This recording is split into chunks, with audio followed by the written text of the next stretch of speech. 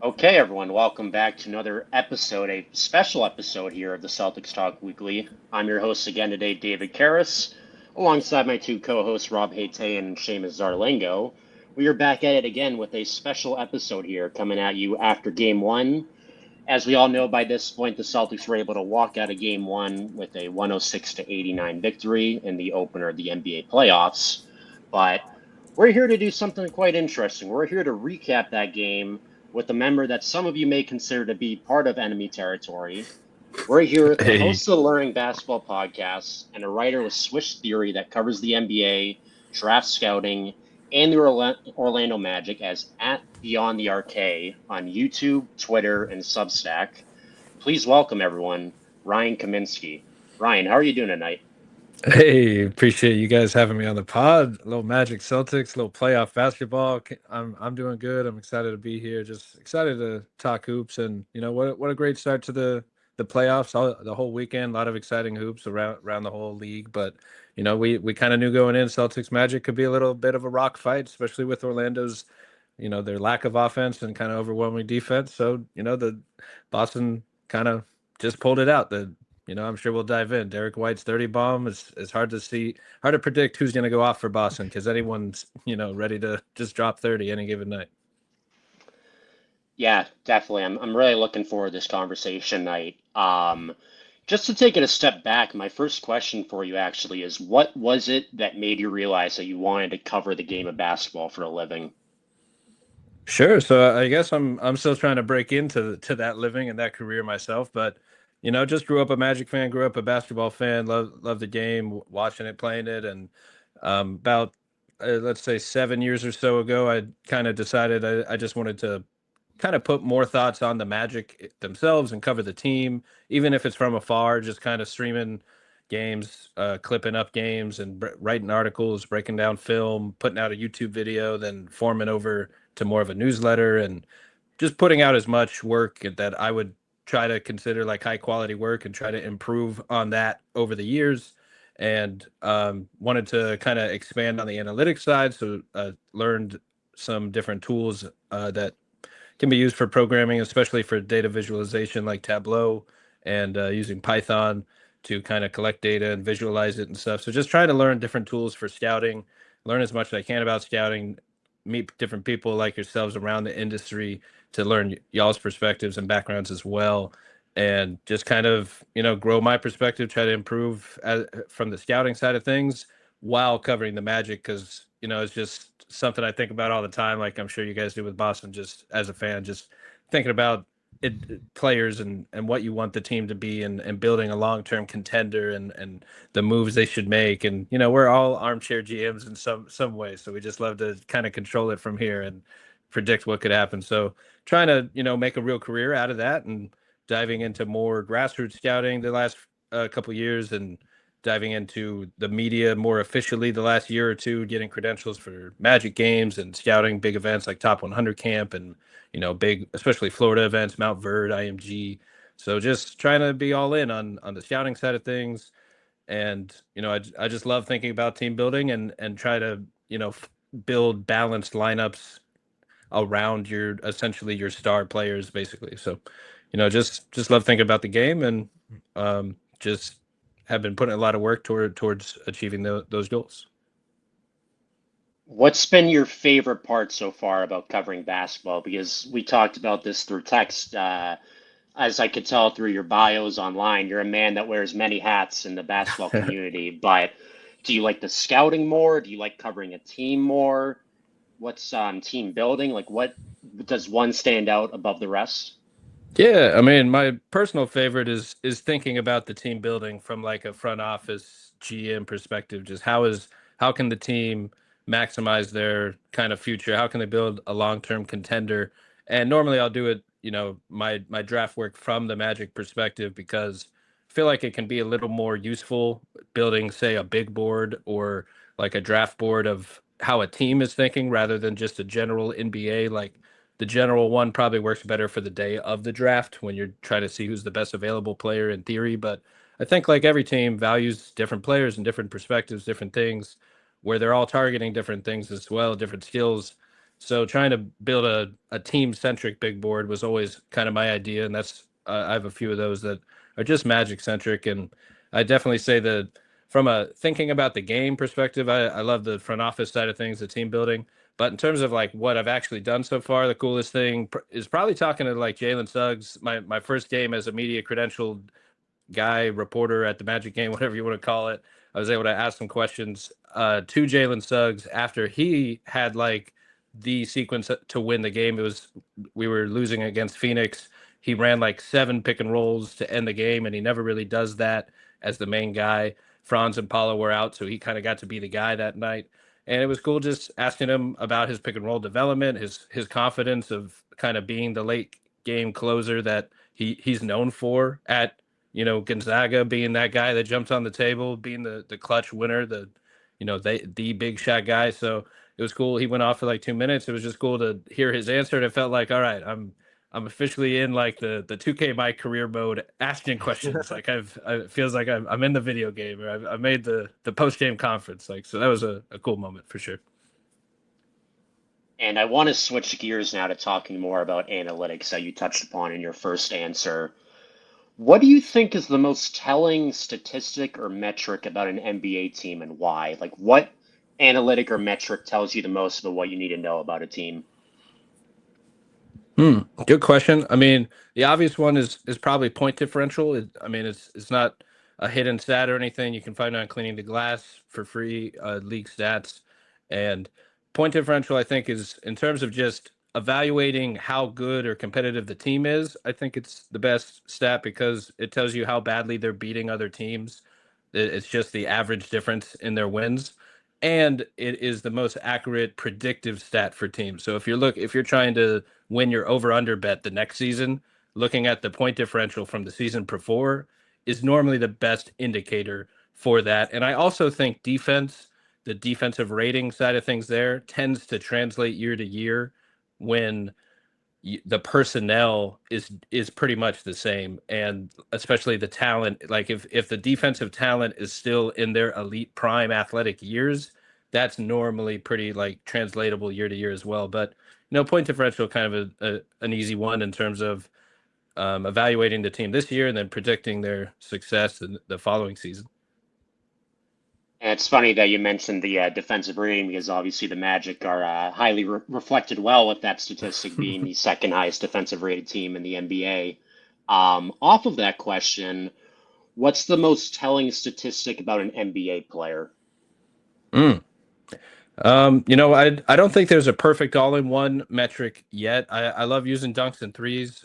Shout out Taylor Snare. The EPM metric is his all-in-one stat on that website, and that's probably the best all-in-one just impact. I would say the offensive impact on most of the stats is pretty accurate nowadays for almost any impact stat, like the LeBron stat on the B-Ball Index website with Krishna Narsu.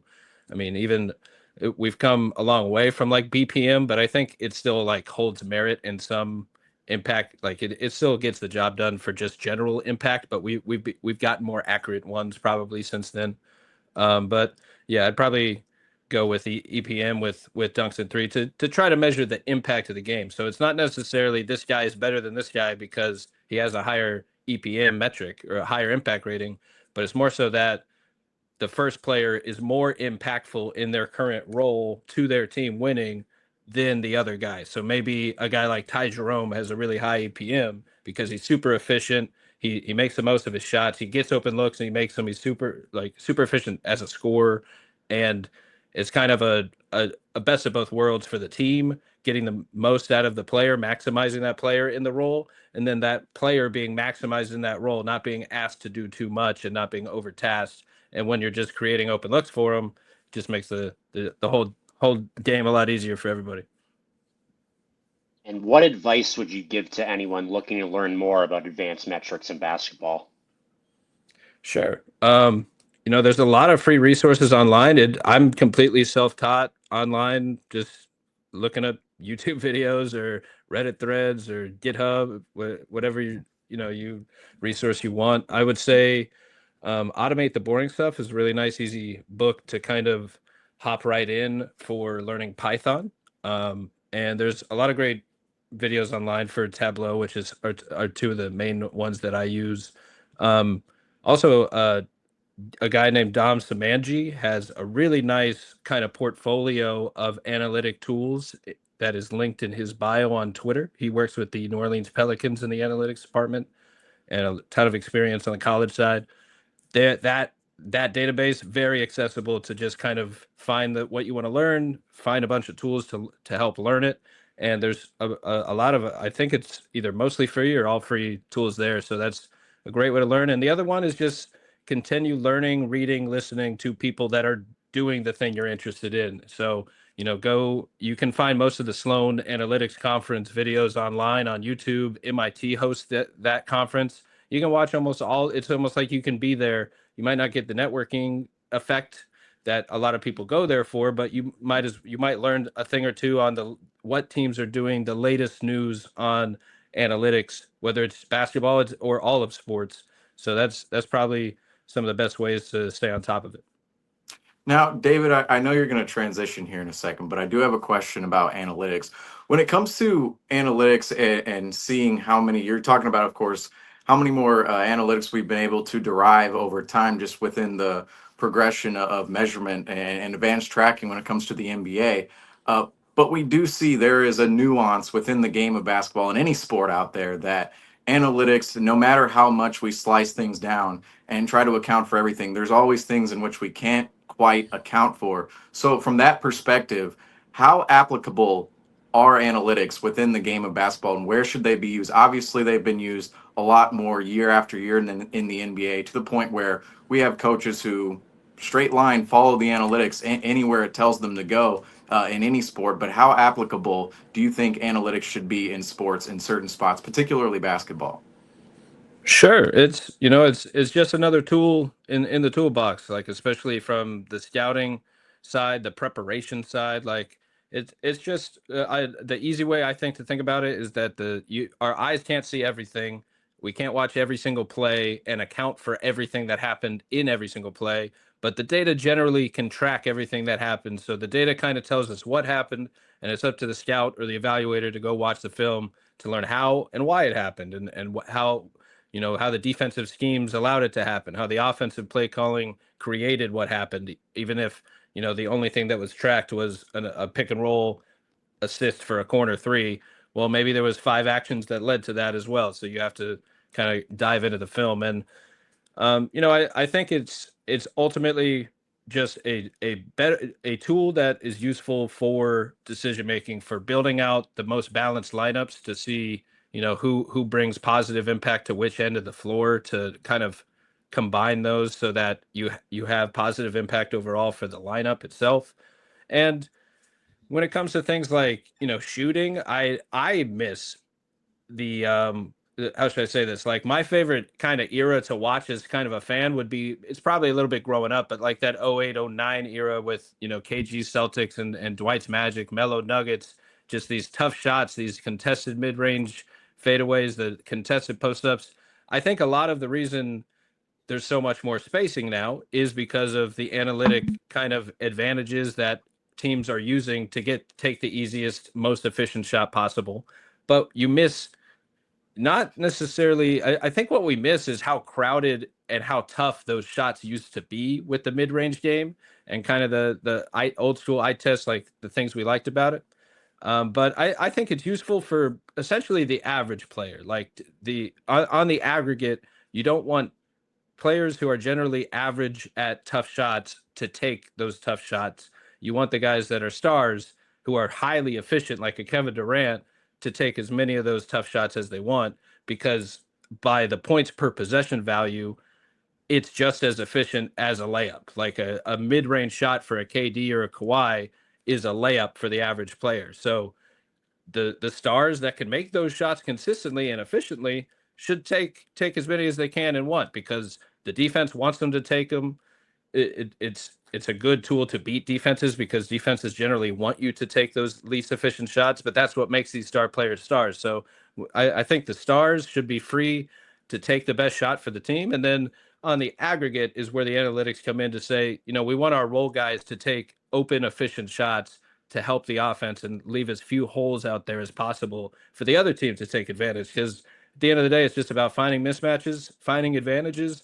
And if one team figures out there's an advantage using a certain analytic tool that we're going to shoot corner threes and we're going to deny corner threes from them, and that's going to be the difference, then that'll be the difference in the game. So it's almost like if you don't use it, you're missing out on a tool that the other team can use to beat you. But you don't want to overdo it either, where you're just letting a probability make every decision for you. Like there still is a flow of the game that coaches feel, that players feel, that can help affect decision making, whether it's play calling or spacing or schemes or whatever it may be, to find those mismatches and create those advantages.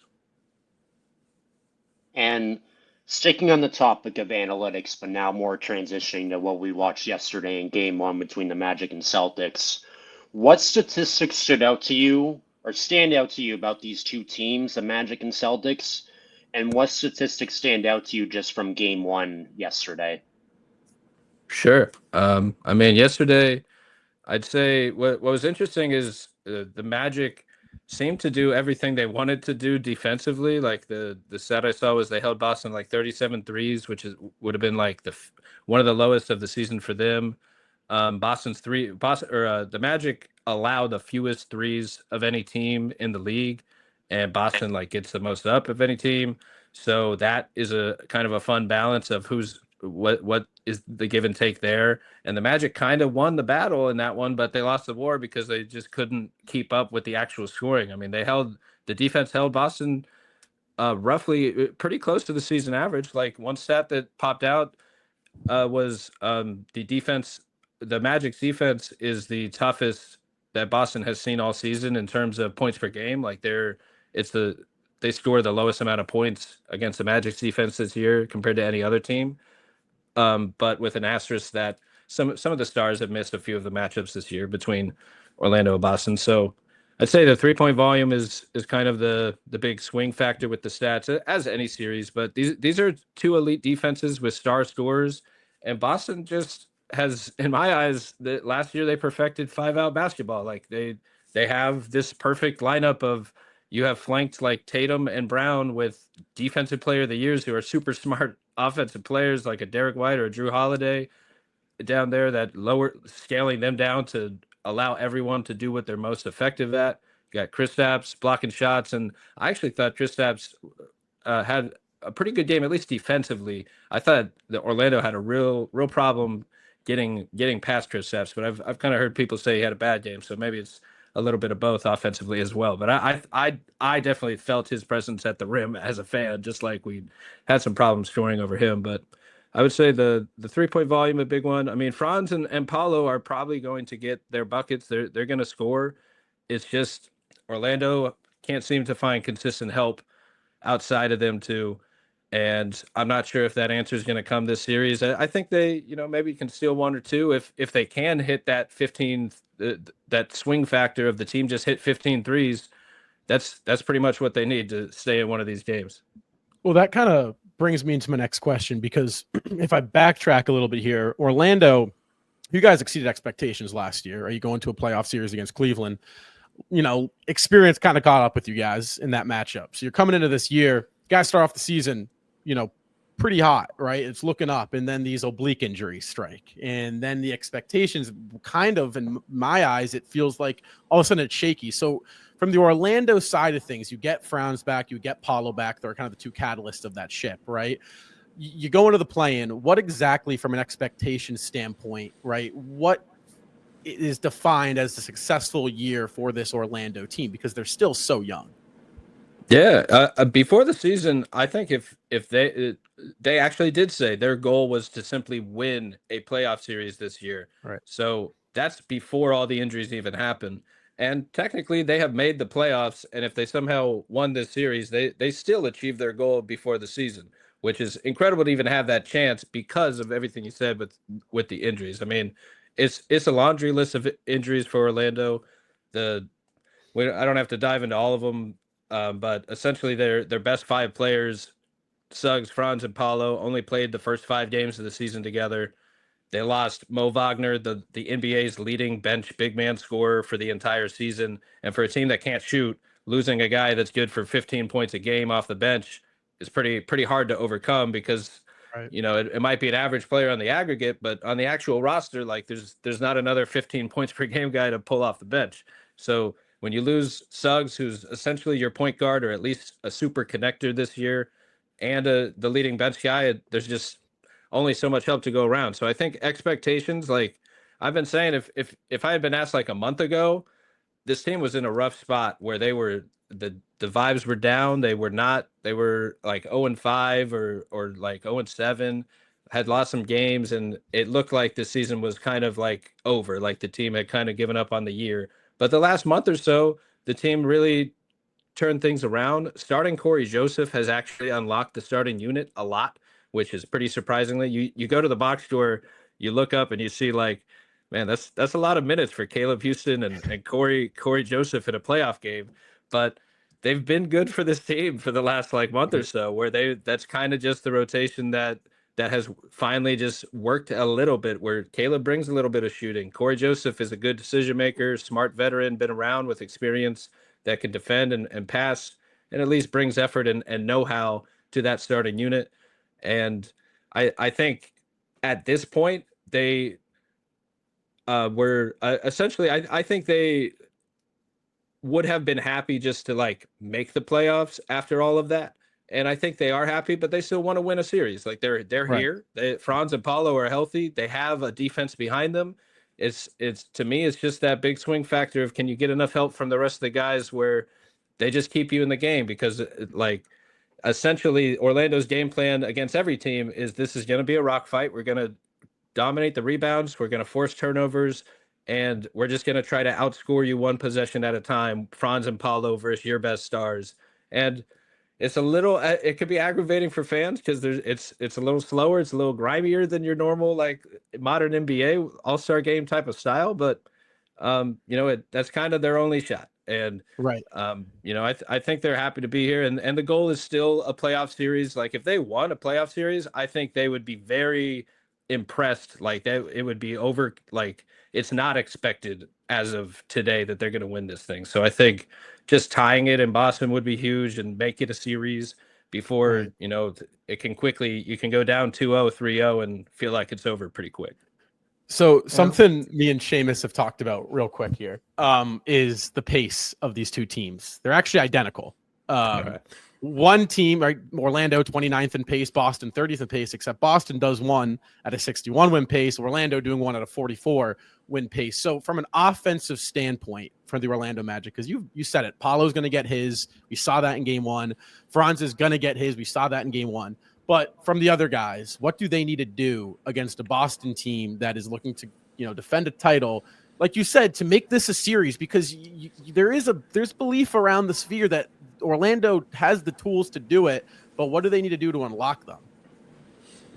Yeah, they need the role guys to step up, like you're saying, and the biggest thing is the defense and the threes. And I probably said that a few times already, but I didn't even mention before when you asked me about what stands out about kind of the statistical profile of this team is that Orlando forces the second most turnovers of any team in the league, and Boston does not turn the ball over at the second best rate. So you have the top two team at forcing turnovers, top two team at not forcing them or not turning the ball over. Something's got to give there, and that's like the Orlando's at its best playing tough defense, forcing turnovers, getting transition, getting easy buckets in transition, because those are their easy buckets. They don't really get the 3-point easy open three buckets that other teams do. So like that is their bread and butter. And Boston, like we said before, is so versatile, so deep. You can't really zone in on one guy and try to lock him down, because two or three other guys are just as qualified to go off.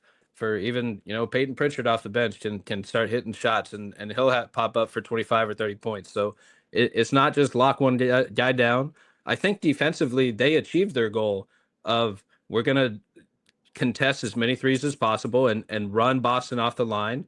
And Boston answered by kind of hitting the efficient threes or finding the best shooters to hit the best shots within the lower volume that they had available. So that's kind of an interesting give and take there. So I think defensively they're doing it, forcing a few more turnovers for easy buckets in transition. And then, like we said, I mean, you just need some of these guys to take and make more threes because there's hesitance and there's missing open threes. And Paulo looked ready for the moment. Franz had a little bit of kind of a hitch in his shot that comes and goes almost. It's not exactly the cleanest looking shot, but I think he played well for the most part. But it wasn't his best game either. But I thought they were throwing a lot of defenders at him, and because of the lack of spacing around these guys, it's just a lot of ball pressure and a lot of packing the paint that they have to overcome, and it's just going to be there until someone can hit a three around them. And this is the matchup I've said before where I like the matchup position-wise, the defensively for these two teams. Like I just like how Orlando can kind of match size for size across the board, where there is no like one clear mismatch necessarily in a player-on-player sense, where everyone can kind of guard each other. Most of them can switch. So it's just kind of like our best versus your best. Can Orlando out tough them on the rebounds? We'll see. That's supposed to be a strength of this team. I don't have it, and I'll try to find it as we're talking here. Who won the rebounding battle last night? It was 41 for Orlando and about 42 for Boston, so about the same. But Orlando's supposed to be one of their edges is the rebounding. They're a top 4 team on defensive rebounding. They should be holding their own there. So I like the positional matchup wise defensively, but it just boils down to the role guys helping out. And looking back at game one, we saw early on in that game, the Celtics and the Magic, they went back and forth early until the Celtics eventually, at the beginning of that second quarter, jumped out to a 32-20 lead. However, we saw the Magic storm back 31-22 in terms of points in the second quarter in favor of the Magic, and they went into halftime up 1. However, coming out of the third quarter, the Magic went down 12 yet again and allowed a 30-18 run to the Celtics in that period. Looking at that third quarter, where exactly did the Orlando Magic lose the rope, and what was the biggest factor in the Magic succumbing to the Celtics in that third quarter and then the rest of the game? Yeah, the big one I think was Peyton Pritchard, right? Just going off, starting to get buckets. That was probably the main thing that stood out. I said Pritchard again. Derek White started just going off. I feel like he was kind of the difference in this game and essentially that third quarter, because I did think it was a game. I mean, Orlando pulled ahead at halftime. Like they were very competitive. The defense looked good. Like Anthony Black and Jonathan Isaac, I thought their defense was being felt, and then they just kind of lost the rope because the moment the other team can kind of start hitting their shots and hit a few threes to pull away, like it's almost like when you're a running football team and you're playing a pass heavy team and the other team starts launching some passes and they're up 2 touchdowns already, and you're trying to like come back with like a running back going 4 yards of play. It's like it's just hard to, there's not enough time for the game you're trying to play. So it just felt like Derek White just was the one that kind of started popping off, and obviously Boston kept bringing the defense. Drew Holiday was like really just making winning plays nonstop. Like I tweeted out, like he needs some sort of defensive award for his career. Like let's just make a new one up. Like the player, the defender of his generation for Drew Holiday, because like he's just one of the best defenders to ever play, and he doesn't have enough to credit towards that. So Jaylen Brown as well in the third quarter specifically started getting his. But it's just hard to keep up when you're kind of playing a different game than everybody else. Now, flipping the script over to a Magic player in which we saw had a phenomenal game last night, Paolo Banchero, 36 points at the Garden in his first playoff appearance at the TD Garden in front of that Celtics crowd. Now, Paolo, we've seen his development over time in these first 3 NBA seasons of his, but from your perspective, how close is Paolo Banchero to that upper echelon of players in the league, and what does he need to do in order to improve his game to get to that level in the future? Yeah, I mean, I think it just has to stay healthy. I probably got a little bias of watching them, develop, but I think he had a 50-point game. He was averaging like close to 30 those first 5 games, and then he gets hurt, and then he's out for a while. He's hobbled. He's recovering from an oblique injury that he never quite finds his footing, and then the last however many games since the All-Star break, he's the second leading scorer in the NBA. He's averaging 30 points a game or just under it.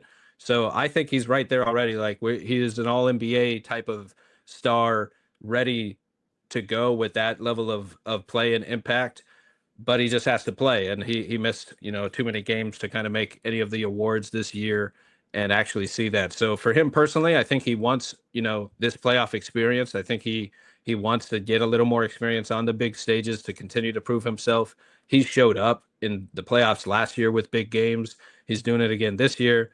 Like, if you look the statistical profile, I would compare him to at least what was it? Last season was so not this season, but year before was against Zion Williamson. They both had a similar kind of, the points per game and the free throw attempts per game were almost identical, about 24 and 7. And Zion was much more efficient because Zion takes all his shots at the rim, and Paulo takes a lot of tough shots, a lot of mellow fadeaway pull up midi shots that are exciting to watch as a fan, but not the most efficient looks if you're not making them as efficiently as a Durant or a Kawhi, like we said before. So, in terms of Paulo maximizing his game, if he wants to become more efficient, I would say get him downhill as much as possible. That's when he's the hardest to guard, and get more shots at the rim, more free throw attempts, maybe either fewer of the tough shots, or he's just kind of got to get a little more efficient at them, a little better at them. And then those numbers all creep up where he's a walking bucket, where he can pull up anywhere on the floor and get downhill. And we see the maximize kind of the versatile rim roller, short roll passer who can run the pick and roll, and then he can finish in pick and roll too. And the super versatile offensive weapon is kind of where hopefully he can become, as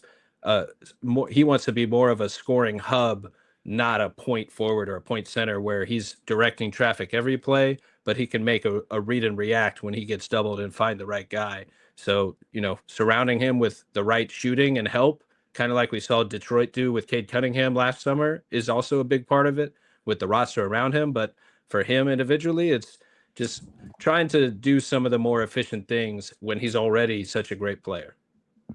Now, and then obviously we've talked about earlier on this series, the Magic need their role players to step up, and we already saw Paolo Banchero 36-point night at the Garden in Game 1. But does Paolo Banchero, from your perspective, have the talent to win a game by himself in the series, or does it have to come within the play of the Orlando Magic as a whole?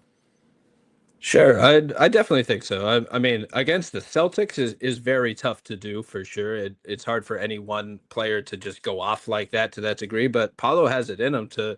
He like I said, he hit a career high 50-point game this season.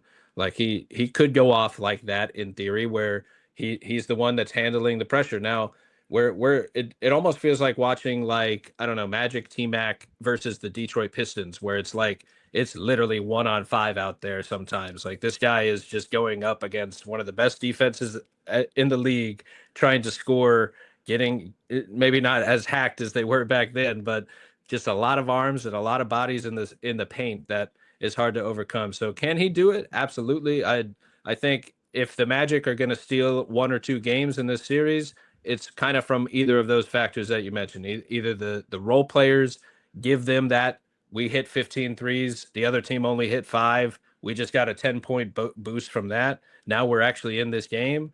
Or Apollo, and even if I think Franz has that in him too, even though he's been a little shaky, I guess, on the playoff stage through his career so far in big moments. He's had some hits and misses, but he has it in him. Like he's proven this year that he's also a kind of like the parallel Magic fans make is the Jaylen Brown to Paulo's Tatum, where he might not get as much credit, but he does a lot of things right on the court that really helps winning in a lot of different ways. Do you see that comparison? Because that's a comparison we've made on this show. And a lot of, like you said, a lot of people, do you see that? Is that something? Because I look at Paulo being able to get to the level in which Tatum is at. Franz is the guy that I look at and I'm like, can he get to that, reliable number 2 on a championship team? I could be wrong, but do you see that? Yeah, absolutely. I think this year, Franz, essentially in the games that Paulo missed, that is when Franz stepped up and showed us he is that guy. Like, if he had the number of games played, I think he would have been an all-star and he was playing at an all-NBA level case. There was a 30-game stretch. He was like 25, 5-5 on a very high efficiency, and the Magic were still the 3 seed at the time through about 30 games. So like that's a guy that can be a number 1 or a top 2 option on a good team to me, and he's an underrated defender. He's I mentioned the EPM ratings before. He's one of the only players, I want to say there's about 5 players at the time who is basically elite on both ends of the floor in the 90th percentile or better on both ends of the floor via the dunks and 3 stat. And it's all like MVP candidates and big men like Wemby and Mobley and Jared Jackson. And I think Shea was in there as well. But Franz is one of the only guys that rates that highly on both ends. So I think both of those guys, and I do see the comparison. Like I honestly, I have to assume that because the Magic are in the East, because Boston has built a perennial contender in the East, and sometimes I think this gets lost in the team building idea, is that there's 2 conferences, and you don't really play anyone on the other side until the finals in terms of the playoffs. So if you're building out a playoff contender, you're probably thinking of how are we going to beat the best teams in our conference, not how are we going to take down Jokic and also guard Steph and Ant when we don't have to see any of them. It's just going to be one, maybe, if you get that far. So from that point of view, I think there has been some mirror element to the way Orlando has built this team to how Boston has built it. I kind of joke that we're in like the Rob Williams, Marcus Smart stage of the Boston Celtics build, where like we have Suggs is kind of like Smart in that depoy face of the defense way, and I Jonathan Isaac is like a super impactful defender, shot blocker in that Rob Williams way. I thought he had some depoy claim back when Smart won it that year. So that's kind of how I see it with less experience. I know that Boston had a lot more playoff experience to that point, but that's kind of how I see it in terms of the lineup. Because you can go down the line, like Wendell has had an Al Horford comp since the days of his NBA draft. Tatum and Paulo obviously both went to Duke, but just these big wings, star scorers, Jalen and Franz, kind of underrated and under Harold in that sense next to these guys, but still like star level defense, can get there 20-25 a game. And I think Franz has proven to be that reliable option. So I really hope he gets a few moments on this stage, because he's kind of got this negative tone about him, how people talk about him, not like anything today or anything like that, but just in general, like the way even Magic fans kind of talk about him can be sometimes like they don't necessarily see the star player, but I think he's doing it every night. I think he's earned that like by far this season. And mostly he has had a few bad playoff moments that kind of get stuck with him. So I hope he gets to kind of rewrite a little bit of that history with just a big game this series. Seamus, Speaking on another Orlando Magic, got some noise going on in the background, so we got to kind of toggle here. But speaking on another Orlando Magic rising star, Jalen Suggs, he obviously exited the lineup midway through the season. What are the Orlando Magic exactly missing with Jalen Suggs out of the lineup at this current moment in time? Yeah, so last year he was an all defensive guard for good reason. Like he's arguably the best point of attack, especially screen navigator guard in the NBA. He's one of the best, if not the best. I would say he was that last year and was roughly that level this year before he got hurt. He's one of the best guard defenders. He can guard 1 through 4 in a lot of matchups where he's strong enough to guard post, so he can switch. And it's kind of like if Boston was missing a Drew or a Derek White, where you're just missing one of your best guard perimeter defenders, one of your best connectors. Suggs was used as a point guard this season, almost as more of an experiment to see how it goes. And I like him as a super connector. I think ultimately he's probably best in more of an off-ball role because of the way he can stretch the floor as a three-point shooter, how he can be used running around screens for handoffs. And he's always kind of been efficient in those ways. And I like him attacking the closeout, using that athleticism to get into the paint instead of having to do it from a standstill, from an ISO without a screen or anything like that. So I think those kind of lead into his strengths. So they're missing the face, the head of the snake when it comes to the defense, like the face of the team's entire culture. Really, when you think about it, is that that comeback mentality, that never out of it. We're down 15, but we're going to grind out possessions and force as many stops, win every possession the rest of the way. And that is spearheaded by a guy like Jalen Suggs. And also the energy he brings and Mo Wagner brings, where these are also the guys that pump everybody up. And I think that stuff matters to the team itself, just the chemistry guys, the energy guys that kind of, will that belief into their players, that just to double down on what the coach is probably already saying, just getting the right energy around. So I think they miss a little bit of that energy as well. Right. So I kind of want to folks. So again, I was at the game one, and something that stuck out to me, and something again, Seamus, we talked about going into the series, was Orlando's knack for the basketball and their offensive rebounding. And it that first quarter in particular really stuck out to me, and it trickled into the second. But again, we mentioned it. Boston kind of eventually was able to swing that pendulum and get that rebounding evened out. But from a Magic standpoint, do you see that as a tool that they need to use?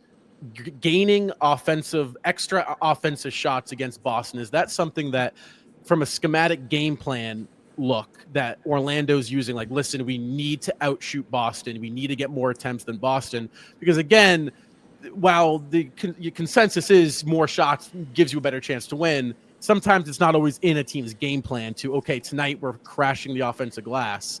Do you see that as kind of the only viable offensive strategy they can attack Boston to get wins? Yeah, they definitely have room to crash the glass and kind of win the rebounding battle. I mean, that's a huge factor for really any playoff series, but Right. These are two of the top 7 defensive rebounding teams in the league. So they both kind of have an advantage there. And Orlando is slightly above average on offensive rebounds.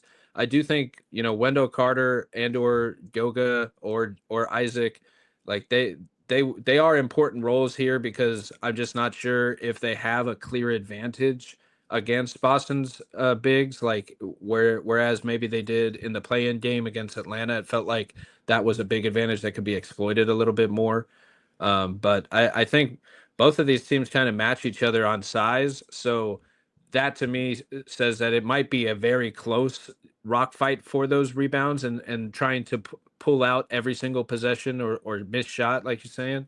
But yeah, you got to have the edge on the rebounds, and like I'll say it a million times, but they just got to make their threes. I mean, they got to take them and make them, and I know it's reductionary in that sense, but they definitely like that. That to me is the big swing factor, whether it's threes or just general scoring help from a Cole Anthony or an Anthony Black, someone that pops off. There's actually like almost a direct correlation between when like Anthony Black, who's essentially been their third ball handler after Franz and Paulo this year, like the 6-man point forward type running the offense, when he's having a good offensive game, Orlando's winning.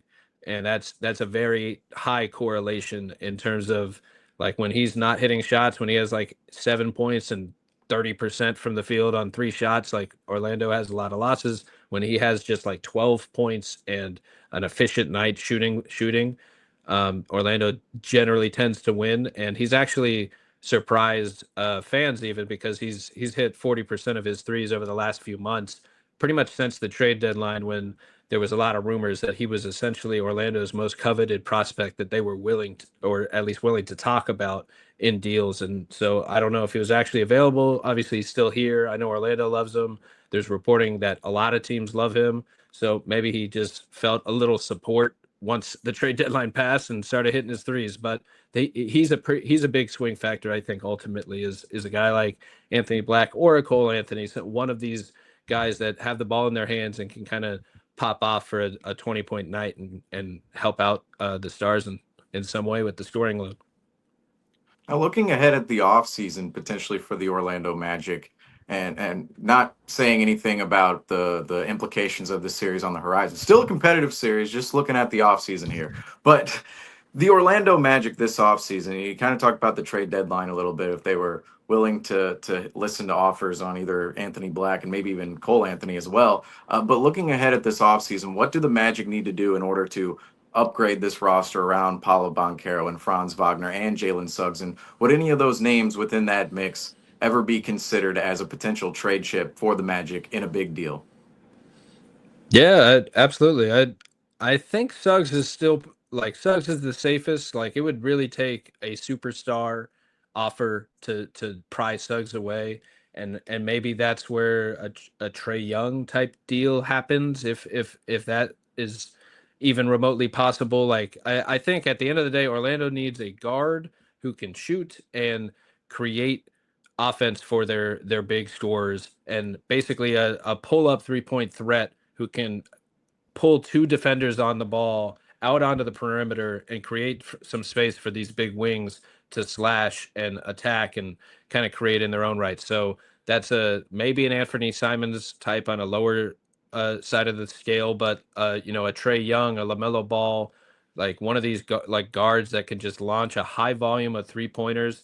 Like I want to see a pull up 3-point sniper out there who can stretch the floor and hit tough shots off the dribble away from Paulo and Franz, so they can actually have some space to do their thing. And even better, if they can all interact with some handoffs and pick and rolls and actually have some chemistry there to make their life easier. So those, I do think it's been time to make a move, but it's like Orlando has more than enough pieces to make a big move. I think they're a little hesitant to hit that button and it goes wrong, and then they set themselves back even farther before they really make it. But I do think like we've now seen 2 seasons where Orlando has 2 all-star level players. They have the second best defense in the league, and they can't hit an open 3-point shot. And they're one of the worst 3-point shooting teams ever in the history of the league by all the numbers. So there's clearly a flaw with the offense that has to be addressed. And I would hope that, because of all the injuries, because of the lack of guards this season, and, assuming that this series doesn't go their way and that offense is very obvious, I would hope that that's kind of the wake up call where, Franz and Paulo are safe. Suggs is probably safe. I think the team really wants that player to come from within. They want to develop Anthony Black into this player that is kind of the answer in theory. But there's just this question of timelines and pressure to win now that they just have to kind of overcome and listen to as they're building this out. And do they kind of cave and send Anthony Black for a win now player? Or do they kind of hope he can develop into that guy next season or the next few seasons? I think the Orlando front office really loves their guys like any other team, and they want to see it happen from within. But like they have it was just announced today, they have the 16th pick and the 25th pick in the 2025 NBA draft due to the Aaron Gordon trade from years ago. They got the Nuggets pick this year, and that was the final piece of that trade, which was a really rough trade for Orlando on Orlando's side of things, in my opinion. But it was counted the same day as like the Vucevic trade, which brought them Franz. So it's like one of the best trades and not so best trades on the same day. So that part's fun. But they have two of their own picks. They have 2 second-round picks. They have all their future picks. I want to say they have one more future pick somewhere somehow, and they have young prospects, some of which can't even make the roster, like the rotation, like Jett Howard has had trouble doing. So now's the time. Like you could probably trade the fake trade package in my head would probably be like Cole Anthony and Jonathan Isaac because of salaries, and they're still like young, good rotation players, or at least entering their prime ages rotation players in this league, and then probably 1 or 2 of the young prospects. They probably try to keep Anthony Black, and then next they probably try to keep Tristan da Silva, and then next Jett Howard. But I would say like Jett Howard and maybe 1 or 2 of these first round picks, Cole Anthony, Isaac, is that enough to bring in a starting level guard that fits well with all their needs? And if it's not, they might have to either be willing to put Anthony Black or Da Silva into that trade, or they just ride it out again, draft 2 more rookies, and hope the internal development finally comes through on these 3-pointers. But fans are impatient. Like they don't care that Orlando was a lottery team 2 years ago. They want this playoff team to build something sustainable around Paulo and Franz, and they're not wrong, because the team's been burnt before on some of these stars kind of looking for greener pastures when push comes to shove. So you want to make the stars happy and feel like the team is trying to build around them now, and not always continually punting that idea down the line. And that brings up a good point. Obviously, we'll have to see what happens in the offseason with the Magic, but looking ahead to next season, what do you think is the expectation for the Orlando Magic in the Eastern Conference, and where do you believe their level of competitiveness will be next year? Sure. So I would say, like, last year, above expectations. They arrived early, better than expected. They were right in that, I wanted the 4 or 5 seed. They're the top 3 defense. This year, everything kind of went bad. Like, it was a year from hell when it comes to injuries. They still had a top 3 defense. They still made the 7th seed in the playoffs, but it was a struggle just to get to that point. So that kind of shows to me, like, they could be in the 3-4 seed on a good season. They could be on the 7-8 seed on a bad season, but they're a playoff team to me at this point. Like, I don't see them just falling back into the lottery all of a sudden when you have a top 3 defense and 2 like all-star level players. Now, obviously, injuries happen. They almost fell, like, they're in the play-in this year. That could have happened this year. But I would say they expect to be a top 4 seed again. They expect to compete for a playoff series. They expect to improve off of last season and at least kind of hit just as good as this season. I would say these are arguably like similarly talented teams that are roughly just as competitive, where one had better injury luck than the other. And so I think if they didn't do a thing, they would expect to be a top 4 seed with a top 2 defense and 2 all-stars again next year. And not again, but hopefully two all-stars actually make the all-star game next year, and some of the awards, hopefully they get enough games played. But I think they expect to make the playoffs for the foreseeable future, and it's just kind of a waiting game for them to hit that big red button and say, we're ready to contend. Let's bring Trae Young in, and we're going to have to punt on the rest of this development. Like, it's time to win now. Right.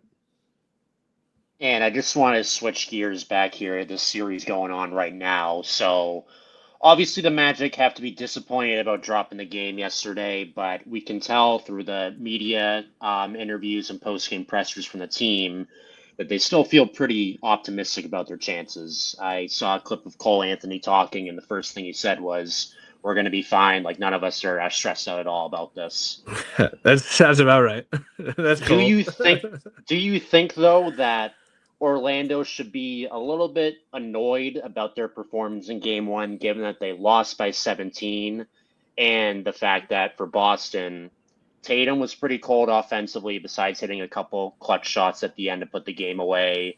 Jaylen Brown was hot and cold, and Porzingis only scored 5 points, pretty much, I think, all of them coming from the first quarter. Yeah, they, definitely they probably felt like they were in it for most of the game, and then they let it get away from them.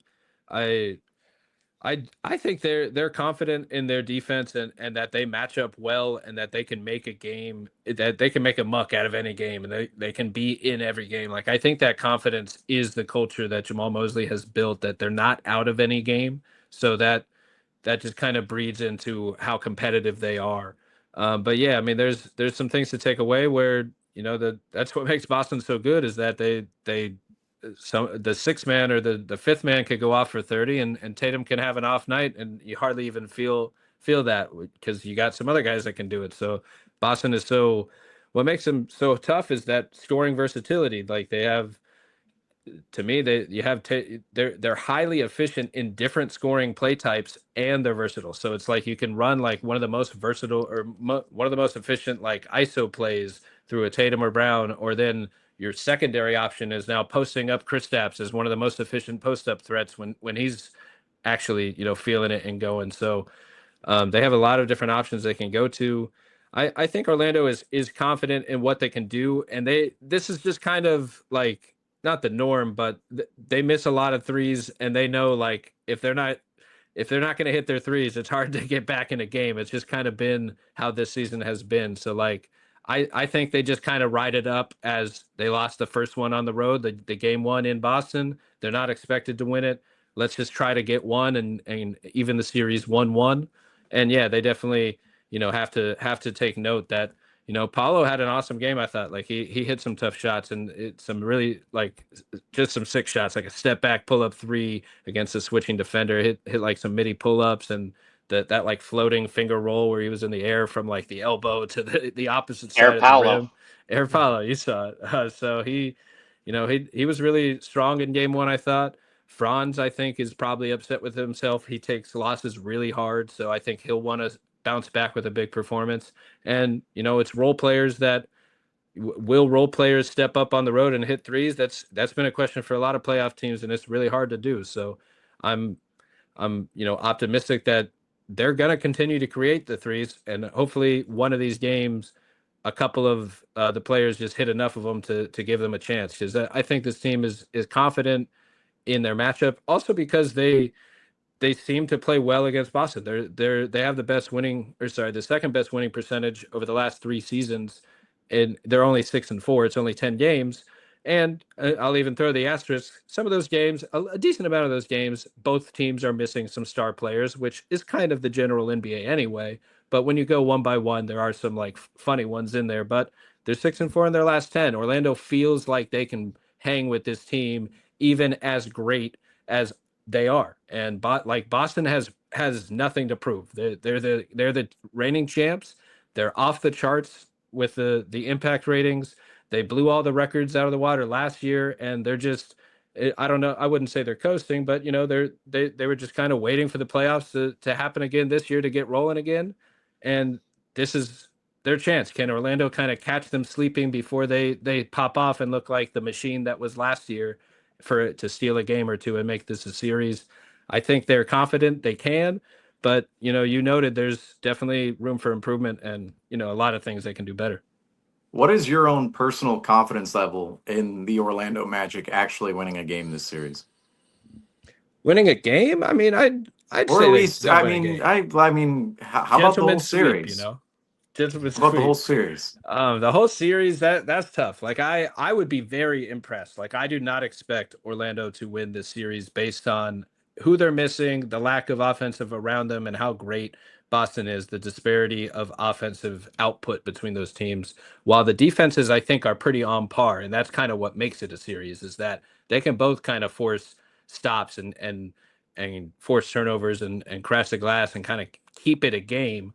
But can one pull away with one of these big swing factors like 3-point shooting or a star scorer? So, win a game. I'm pretty confident they'll win a game. I think they could win 2, but I don't have much expectation for them to win. But I'm definitely, rooting for Game 7. Want to see a competitive series. I would say, let's see, I'd say percentage wise, like 25% chance maybe they could come back and win the series, but maybe that's a little high even as a fan. But I'd say I'd almost put a bet down that they'll win a game. Like I don't think they're gonna get swept out of here. The pride, too much pride for that on the defensive end. Which game do you see them winning if they do win a game? What's the most probable game you think they win? Say probably Game 3, right? First game at home. You get the fans behind you. I want to say they went off in Game 3 last year as well against the Cavs, where it wasn't even like close. I might have the number wrong. It might have been the 4th one, but they have there's a chance that the defense I think the defense and Paulo and Franz will generally show up most games. Like the defense is going to be there. Franz and Paulo should give you about 50 or 60 points. So can you just give me 30 more points from anywhere else, basically, to pull out a game? So I'd say Game 3 at home. You get the fans behind you. You get KCP and Anthony Black and Wendell hit a couple threes apiece, and suddenly it's a game. And I think it's perfectly reasonable, especially in today's NBA, for the Magic can kind of go off for 1 or even 2 and pull out a nice win. What's the crowd like down there in Orlando for playoff games? Do they get rock and rolling? Because obviously Boston, you hear it. Personally, I think the better days of the Boston playoff crowd are behind us, but we still get pretty loud, and obviously you hear about players talking. Game 1 was good. Game 1 was impressive. No doubt. Had its moments, but yeah, what do you think about Orlando's crowd in the playoffs. Yeah, in terms of the sound of the arena, nothing beats the old arena. And like there was something special about like, and I'm sure you guys know with older arenas too, like everyone's just kind of on top of each other. There's like some sort of echo in the Yeah. building that just carries a little more with the sound, and it feels like a natural kind of roar of the crowd. Nothing beats like, and there was nothing louder than those old arenas. The new one, it's a lot of pumped sound. You get a lot of like the arena sound. The arena music is very loud, so it's loud, just kind of a different loud. But I think Magic fans show up and they roll deep when the team's good. Sadly, the team doesn't necessarily do a great job of, say, protecting those fans to actually get seats. So you end up with just as many Boston fans, just as many Lakers fans in a lot of these games, even Miami. Like it'll be half Miami sometimes. So it depends on the game. I think when there's stakes, like a playoff game, the Magic games tend to get sold out, and it tends to be, a roaring Magic crowd. And the Magic fans are great. They roll deep. They love this team. So it should be up to the team, or like the team should actually try to, help out the real fans and get them in the arena for that energy. Like these are the fans that are there during the tough times. They deserve to see the good days and not have to, pay a month's rent to go see it. And then one final question for you. You mentioned how on a media basis you went to 10 games this year. You had the opportunity to interview Jalen Suggs and get a breakdown from him from that specific game. We always like to end these interviews with asking this question. Players will often talk about their welcome to the league moment. Like a favorite clip of mine was Jason Tatum talking about his welcome to the league moment, where he's checking into the game against the Cleveland Cavaliers at 19 years old and he's matched up against LeBron James. What is your welcome to the media moment, if you have one? Man, that's funny. That was quite literally my first day on the job as the Magic Media. I would say right before that, I got to ask Coach Jamal Mosley a question, and it's my first time doing this, so I'm a little nervous. I'm a little anxious in there, but I get the question out. He gives a great answer. Uh, I like to ask Coach about kind of his philosophies a little more, and a little bit about like how he thinks about the game instead of just some of the general day-to-day beat reporting of it all. And he gave some really great answers, so it was cool just being able to get the question out and him take the time to graciously answer it. There was I got to ask him about Luka Doncic after the trade, and that went a little viral on the Switch Theory Twitter, where Jamal Mosley just talks about how hard of a worker Luka was when he was there, and just kind of completely dismisses the rumors that he didn't have some like superstar basketball loving work ethic that just never really made sense to begin with. So that was one of the first ones, and really just I'd say just overcoming those a little anxiety with the mic in the hand, asking questions for the first time. But it's cool to be a part of it, and I was welcome to the league that day. Awesome. Well, that is going to do it for this conversation. This was a very, very amazing conversation. All things media, all things Celtics Magic, all things future, all things present. We will make sure to have all of Ryan's platforms linked in the description below. Ryan, thank you so much for coming on here and talking Thank hoops you. with us. And yeah, that's going to do it for this episode. We'll be back with more content tomorrow to hype you guys up for Game 2 of the Celtics Magic Playoff Series. As always, just make sure to hit that like button, subscribe also if you haven't already. We're going to keep bringing out this awesome content for you guys. And that's going to do it. Until the next time, go Celtics. Have a great night.